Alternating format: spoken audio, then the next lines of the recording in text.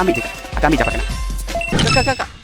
Akak nak pergi mana kak? Nak pergi Smimat. Okey kak, ala-ala akak nak pergi Speedmart. Nak masuk Speedmart ni kan, akak nak join tak challenge sapu laju je kita? Challenge apa tu? Okay, macam ni kak, kita masuk Speedmart. Dalam masa seminit, akak ambil apa je barang akak nak. 99 laju payung. Akak nak ataupun tak? Betul ke ni? Betul. Okey. Boleh? Okey, jom kak. Dalam kiraan 1, 2 dan 3. Okey kak. Okey, laju kak. Okey. Akak ambil je kak. Akak ambil je apa kak nak. Untuk rumah, kita boleh makan santai dengan anak.